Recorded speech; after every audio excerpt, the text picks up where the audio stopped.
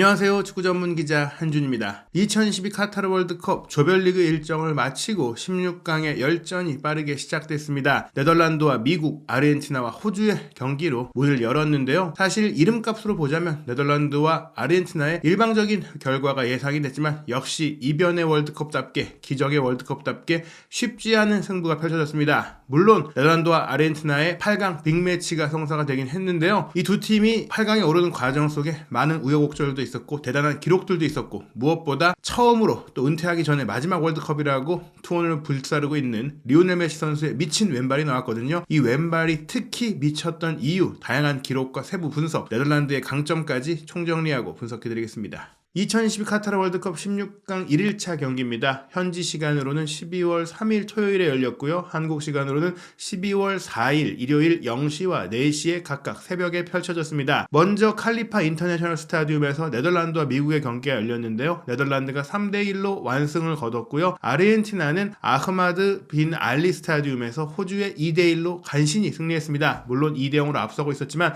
막판 추격골을 허용했고 추가 시간에 동점골까지 내줄 수 있었던 박빙의 승부였기 때문에 마지막까지 정말 손에 땀을 쥐게 했던 경기였고요. 미국 역시 마지막 추격전은 대단했습니다. 먼저 첫 번째 대진이었던 네덜란드와 미국의 경기부터 살펴보겠습니다. 루이스 판 할 감독이 이끄는 네덜란드는 조별리그 경기를 거쳐서 마침내 플랜 A 선발 명단 주전 선수들을 확정한 것 같은데요. 예선전부터 최고의 활약을 펼쳤던 멤피스 데파이의 투톱 파트너로 이번 대회 최고의 결정력을 보여준 코디 각포 선수가 배치가 되고 있습니다. 첫 경기에서는 공격형 미드필더로 나왔지만 탁월한 득점력과 연계 능력 그리고 해결 능력을 보여주면서 조별리그 2차전부터 스트라이커로 전진 배치됐고 또 조별리그 3경기에 모두 득점을 하면서 해결사로 완전히 자리를 굳혔거든요. 이번 경기 16강전도 코디 각포가 최전방에 있었고 또 이 두 선수 투톱을 지원하는 공격 미드필더로는 다비 클라센이 가장 좋은 플레이를 펼쳐주면서 주전으로 자리를 잡았습니다. 두 명의 중앙 미드필드는 프랭키 더용의 파트너로 마르턴 더 룬 선수가 낙점이 됐어요. 마지막 조별리그 최종전부터 이 선수가 맹활약을 하고 있고요. 5백 혹은 3백으로 볼 수 있죠. 윙백 축구를 펼치는 판할 감독인데 주전 윙백으로는 왼쪽에 베테랑 달레이 블린트, 오른쪽에 피지컬이 좋고 또 득점력을 갖고 있는 덴젤 둠프리스가 배치가 됐습니다. 3백 수비수는 네이선 아케와 버질 판데이크 그리고 유리 팀버 등 각기 다른 장점을 갖고 있는 선수가 배치됐는데요. 왼발을 잘 쓰고 풀백까지 커버할 수 있는 아케, 세계 최고의 센터백인 판다이크, 또 빠른 스피드와 활동력을 갖고 있는 팀버 등 3백 상황에서 다양한 그 전술적인 유기적인 움직임 속에서도 제각각 강점을 발휘할 수 있는 3백 조합이 네덜란드의 강점이라고 할 수 있겠습니다. 또 이번 대회 깜짝 선발 출전을 첫 경기에 하면서 계속해서 연일 선방하고 있는 노페르드 골키퍼가 골문 지켰고요. 미국 대표팀은 오른쪽 윙백인 세르지뇨 데스트의 공격 가담이 굉장히 인상적이죠. 또 미드필드 라인에선 타일러 아담스의 조율과 유누스 무사의 박스투박스 움직임, 또 유벤투스 미드필더인 웨스턴 맥케니의 공격 지원 등이 굉장히 인상적이고 무엇보다 공격 라인에서는 빠른 티모시 웨아, 플리식의 측면에서의 커팅 플레이 그리고 지저스 페레이라 선수가 최전방을 담당했습니다. 이날 경기 기록 살펴보면 오히려 미국의 볼 점유율이 높을 정도로 네덜란드가 실리 축구를 했다. 물론 네덜란드가 먼저 골을 넣으면서 앞서갔기 때문에 미국이 추격전을 벌이는 양상이었고 그러다 보니까 후반전에 많은 점유율을 가져갔어요. 그래서 미국이 58%, 네덜란드가 42%로 오히려 점유율에 밀렸는데요. 전반 10분에 나왔던 네덜란드의 선제골이 아무래도 열세가 된 것 같습니다. 기대 득점이 0.16골, 16%의 확률이었던 이 상황에서 데파이가 선제골을 빠르게 전반 10분 만에 넣었기 때문에 경기 흐름을 조절할 수 있었고 미국이 쫓아가는 양상 속에서 편안하게 네덜란드가 여유롭게 경기를 운영할 수 있었는데요. 기대 득점 값을 전체적으로 살펴보면 네덜란드가 1.67골 그리고 미국이 1.49골이었으니까 대등한 경기를 했다고 볼 수 있겠어요. 슈팅 숫자를 살펴보면 11대 17로 오히려 미국이 많았고 빅찬스로 따져도 3대 3으로 비슷했습니다. 오히려 이제 미국은 빅찬스를 3개 다 놓쳤고 네덜란드는 2개만 놓치면서 결정력에서 앞섰기 때문에 조금은 더 노련했기 때문에 승리했다고 볼 수 있겠는데요. 또 그런 노련한 부분에 있어서는 이른 시간에 선제골이 심리적인 안정에 도움이 됐다고 볼 수 있겠습니다. 네덜란드가 전반 10분 만에 선제골을 넣었다고 말씀드렸는데요. 두 명의 스트라이커와 또 윙백의 공격 가담, 이 네덜란드의 전술적인 부분이 굉장히 잘 드러난 골이었어요. 각포 선수가 이제 최전방에 있지만 1선과 2선을 오가면서 풍부하게 움직이는데 지금도 수비수들을 뒤로 끌어내는 움직임으로 이제 각포가 뒤에서 오른쪽으로 오버를 평한 둠프리스에게 3패스를 보내잖아요. 그리고 둠프리스가 배후 공간, 각포가 비워놨던 그 공간으로 다시 컷백을 내주고 뒤에서 빠져나온 공을 데파이가 달려들면서 마무리했는데 오히려 투톱이 윈톱이 뒤로 빠지고 클라센이 앞으로 들어간 이런 교차 움직임들이 미국 수비 라인을 흔들어놨고 데파이의 정확한 논스톱 슈팅이 골문 구석으로 들어갔습니다. 게다가 이 네덜란드의 선제골은 이 3명의 선수가 합작한 것만이 아니라 전체적인 빌드업 과정이 좋았는데요. 수비 지역부터 공격으로 넘어가는 과정 속에 좌우 측면 공간을 모두 활용하고 또 긴 패스와 전진 패스와 컷백까지 모두 나왔던 패스의 향연이었어요. 1966년 월드컵의 세부 기록이 집계된 이래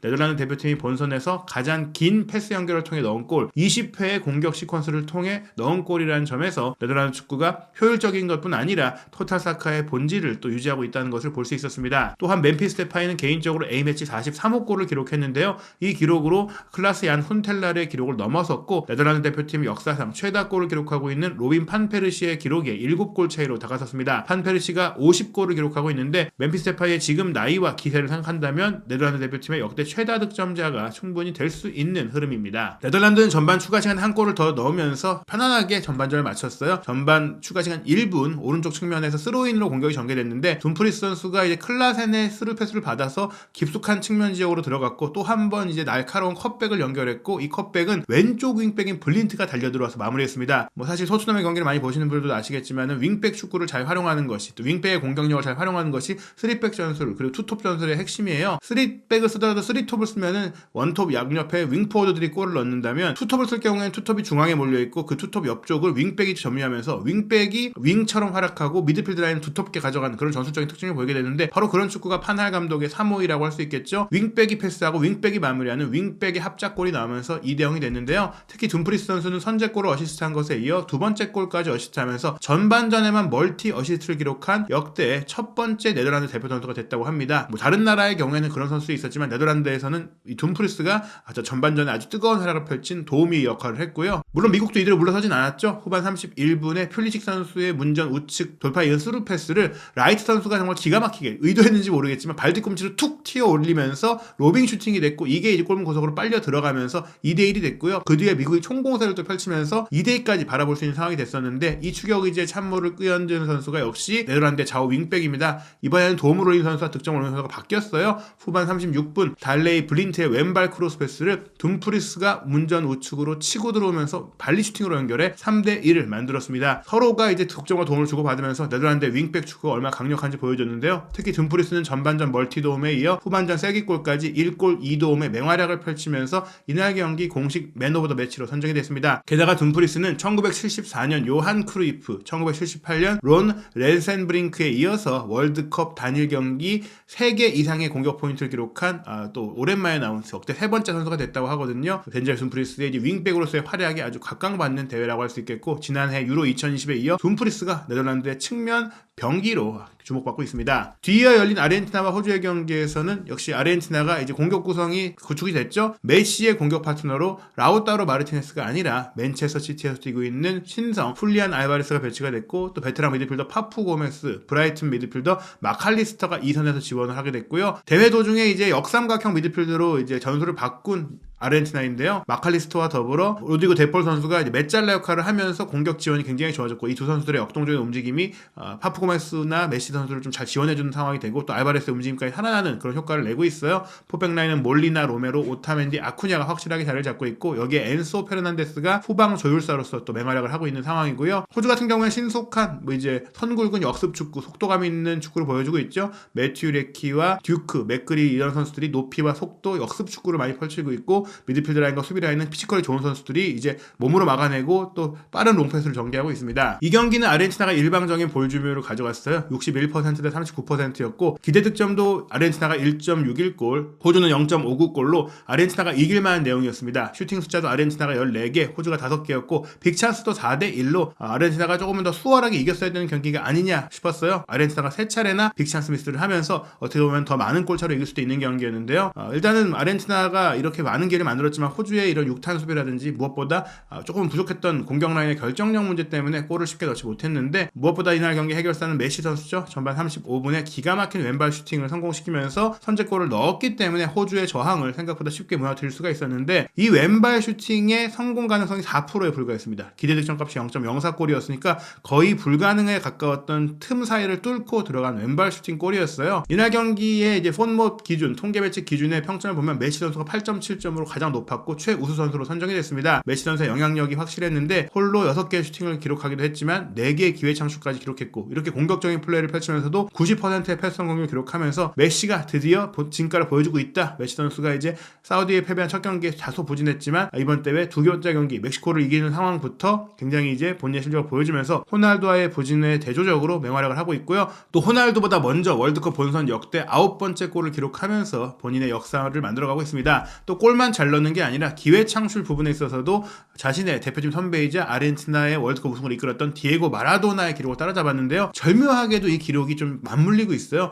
월드컵 역사상 이날 경기에 메시 선수가 말씀드린 대로 4개의 기회 창출을 하면서 통산 67회의 기회 창출, 오픈 플레이로 따졌을 때도 48회의 기회 창출을 했는데 이 기록이 정확하게 디에고 마라도나가 역대 월드컵에서 기록한 수치와 동일한 상황입니다. 메시와 마라도나의 평행이론이 정말 잘 이루어지고 있는데 이자는 지금까지 동률이지만 8강전부터는 메시 선수가 하나만 추가해도 신기록을 만들기 때문에 마라도나를 넘어서는 상황이 됩니다. 메시 선수의 득점장을 살펴보면요. 전반 35분이었어요. 오른쪽 측면에서 이어진 세트피스 상황, 공격이 차단된 이후 다시 공을 잡고 메시 선수가 끌고 올라가는 상황이었어요. 수비수들도 공격에 가담해 있었기 때문에 줄 수 있는 곳, 받을 수 있는 곳이 많았는데 문전에 수비가 많이 몰려있으니까 메시 선수가 공을 끌고 올라가면서 배우로 밀어줬는데 마칼리스터가 이 공을 받고 신속하게 전진 패스를 땅 때려 넣었기 때문에 수비 숫자가 호주에서 많았지만 순간적으로 공을 놓쳤고요. 그 상황에서 메시가 다시 한번 문전을 침투하거든요. 근데 2대1 패스가 되진 않았습니다. 메시 선수에게 수비가 달라붙고 있었어요. 그래서 허를 찌른 전진 패스가 수비수인 오타멘디에게 이어졌고 오타멘디가 마치 스크린 플레이를 하듯이 메시 선수를 위해서 상대 수비를 몸으로 막아주고 툭 내줬어요. 그 내준 공을 메시 선수가 왼발 슈팅으로 바로 이어갔는데 이 슈팅이 3-4명의 호주 선수의 6탄 방어를 뚫고 골키퍼까지 뚫고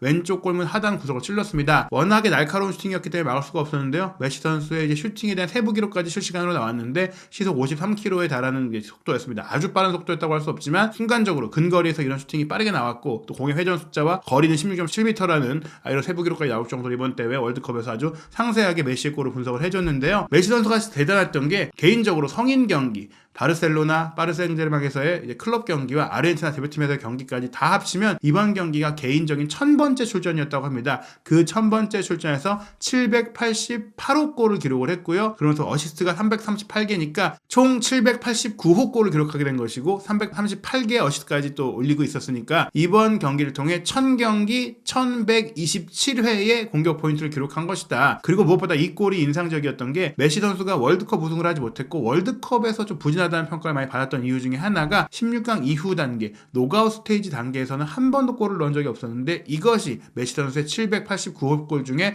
첫 월드컵 토너먼트 무대에서의 득점이다. 결정적인 순간에 골이 나왔다는 것이죠. 아르헨티나는 후반전에 강한 전방 압박을 통해서 한 골을 더 넣게 되는데요. 호주가 후방에서 빌드업을 할 때 로드리고 데폴이 골키퍼까지 강하게 압박을 해주면서 실수를 유발했고 그 다음에 훌리안 알바레스가 골키퍼가 무너진 상태에서 빠른 타이밍으로 슈팅을 연결하면서 추가골을 넣었습니다. 알바레스가 대회 첫 경기에는 라우타로 마르티네스에 밀려서 사실은 조금 신성이기 때문에 조커였잖아요. 그런데 마르티네스가 부진했고 이번 경기도 후반에 나왔지만 기회를 놓치는 모습을 보였는데 조별리그 경기에서 그렇기 때문에 선발 출전 기회를 얻게 됐는데 본인이 선발 출전한 두 경기에서 모두 득점을 하면서 2006년 에르난 크레스포에 이어 아르헨티나에서 이제 월드컵 첫 두 선발 출전 경기에 모두 득점을 한 6번째 선수가 됐습니다. 이제 아르헨티나의 해결사는 알바레스다라고 봐도 될 것 같은데요. 아르헨티나가 두 번째 골을 넣은 이후 많은 선수 교체들이 있었어요. 말씀드린 대로 이제 먼저 선수 교체를 한 팀은 아르헨티나였는데 후반 5분에 이제 수비수 리산드로 마르티네스를 투입하고 파푸 고메스를 빼면서 오히려 수비적인 안정감을 추구했죠. 그러면서 추가골까지 나왔는데요. 2대0으로 벌어진 이후에 호주가 구딘과 후르스티치를 투입하면서 공격을 좀 강화했고 또 그에 맞춰서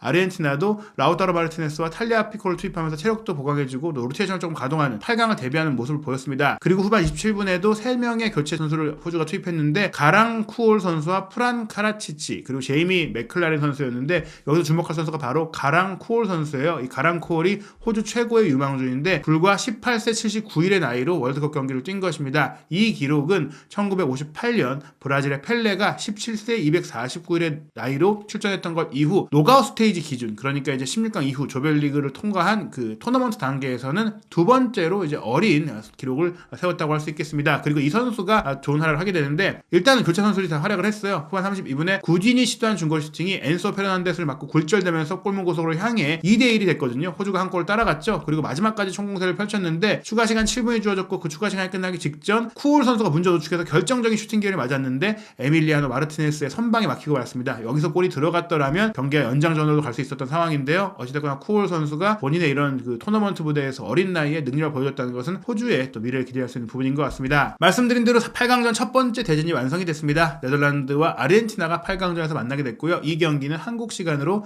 12월 10일 토요일 새벽 4시에 킥오프하게 됩니다. 한국과 브라질, 일본과 크로아티아와 같은 라인에 있는 대진이죠. 그래서 만약 한국이 4강까지 올라간다면 네덜란드와 아르헨티나의 승자와 만나게 되는데요. 일단 그 전에 우리가 이제 세계 최강 브라질부터 이겨야 되겠죠. 한국과 브라질의 경기도 곧 다가옵니다. 한국 시간으로 12월 6일 화요일 새벽 4시에 킥오프하는데요. 한준TV에서 월드컵 16강전의 모든 소식도 준비하고 있으니까요. 새벽에 경기 못 보신 분들, 그리고 경기에서 어떻게 플레이가 작동되는지 궁금하신 분들 한준TV를 통해 월드컵 총정리 확인하시기 바랍니다.